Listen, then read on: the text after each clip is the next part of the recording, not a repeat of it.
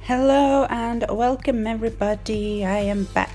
Okay, so on this set I have had to cut out all of the prep, which is my usual prep. I will etch the nail, sanitize the nail, dehydrate the nail, apply the tips and then prime.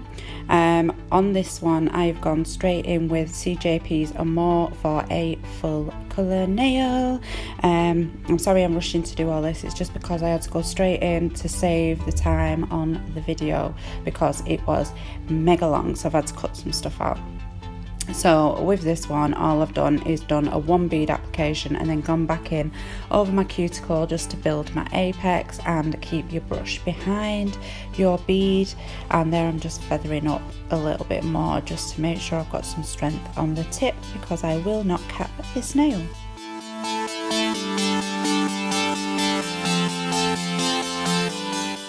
So on this next one I have got a clear base already down, so a tiny bead of clear acrylic, and then I'm going to go back in with the Amor again, and I'm going to use a smaller bead this time because I want to blend that down the nail, so then it kind of fades out into a glass nail.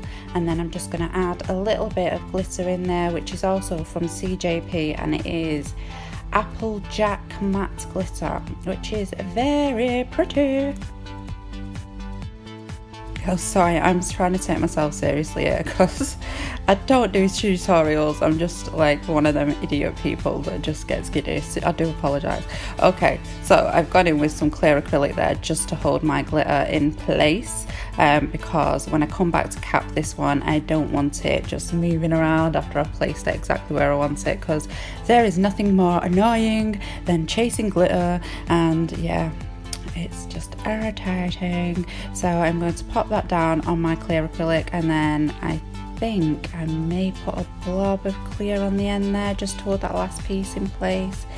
I may not, that might be a different nail I'm talking about, so I can't remember. God help me please.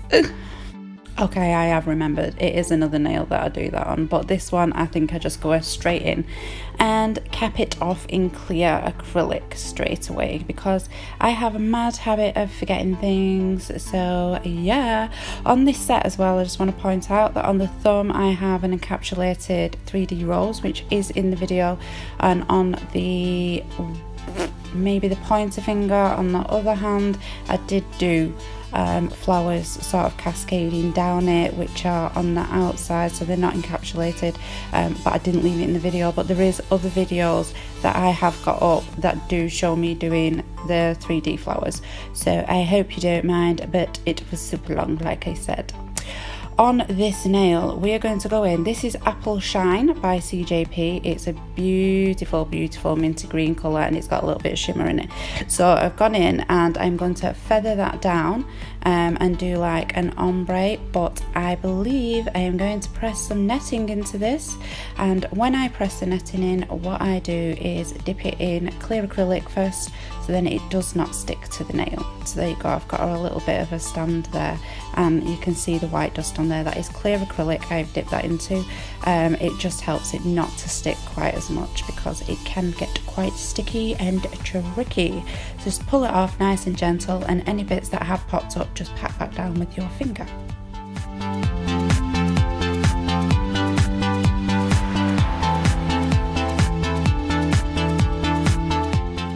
And now I have done that and let it dry, I am going back in with the Amor and feathering that up the nail from the cuticle area, so then I've got a nice ombre blend. So yes, I just want to say hi to all of my new subscribers yet again, and thank you all for your support. Thank you for liking and thank you for subscribing, and if you haven't already, please do hit that like button and you will see more from me. I'm just going back in again now with my Applejack glitter just over that blend area, just so it adds a little bit extra, doesn't it? It's quite nice. It is a matte glitter, but it is the only green glitter that I had because I have every other colour but green, and I didn't find that out until the last minute. So yes, we have used the apple shine, no, the apple jack even, with the apple shine. And I'm just going in and capping that off again in crystal clear, which is also from, it's not crystal clear, it's crystal glass, and it's also from CJP. My brush as well, I might as well add, is a CJP brush. It's a Liz Guild, and I think it's a size 12, but it is a little bit chunkier than a size 12. It's a little bit fatter, so the belly is a tiny bit wider, which is, it's really nice to work with. So I will leave you a link for CJP, but all of these products are from CJP, including the tips, which are almond shaped, pre-pinched, I believe.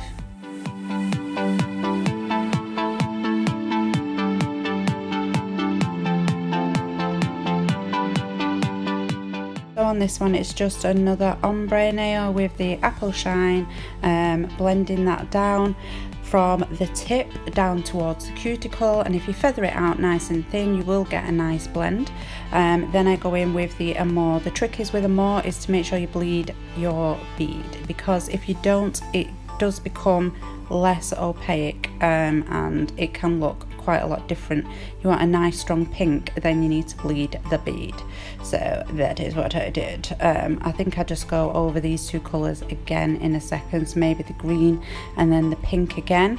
And the reason that I've stayed away from her cuticle is because she pulled the last set of nails off, and when I was trying to push her cuticle back during prep, she said it was a bit sore, so we've actually left that one. So it does appear like it's a little bit further away than the rest of them, but that was her choice, so that's why I've done that. So yeah, I've just gone back in with the green and then back in with the pink, and I just do this until I've got the blend that I want. So I do generally just take the edge of that bead and pull it over, and that usually works for me. Sometimes I can be a bit more heavy-handed and I can mess up. As you all know, I am not perfect. I am far from perfect. I am still learning. But yeah, it worked out fine this time, so yay me! Once again, I'm just going to go straight in and I'm going to cap this nail off as well in crystal glass. I just want to say that the original inspo for these, I'm going to say, is Liz Guild. Even though I went in with these colours and did pretty much what I felt like doing, the colour combination is definitely Liz Guild. She does use these a lot, and she does different combinations of nails, so like that's literally where I got the idea from, is because I know that she has these colours and she does put them together all the time with the Applejack glitter. So yes, I am giving inspo to Liz Guild for these ones because so many people have copied them, but I do know that originally it was Liz Guild that gave me the idea to use these colours together. So there you go. Definitely go and check out Liz Guild as well, because if you want proper tutorials from a master of acrylic, then that is where you need to be. Lizzie's Acrylics, she's the bomb. She's the bomb.com, and so is actually the Ninja Fairy. So go and check them guys out as well. This one is a full green, because I'm going to go in with the Amor and I am going to create a 3D rose. I do leave this to dry. It doesn't show me leaving it to dry because I have obviously cut that out and sped it up. So I do leave it to dry, and then I come back in with my 3D flower.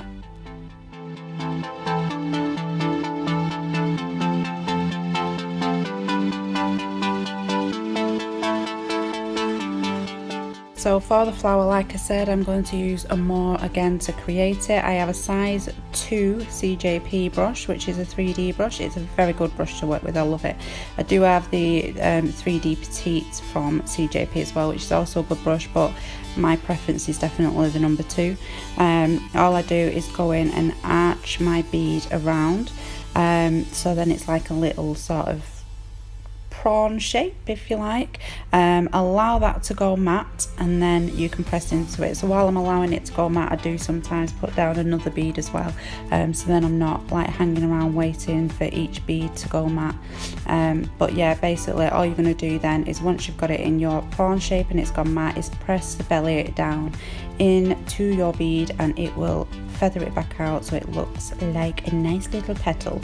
And I will continuously do this in places where I feel a petal is needed until I get to the center. I always work outwards in, because otherwise it'd just be difficult and it'd look silly, because your petals would be sort of not overlapping each other if you did it the other way around. So yeah, sausage them up and press them down, but make sure it goes matte first, because if you don't, you will end up with a big splodgy mess, which is not good.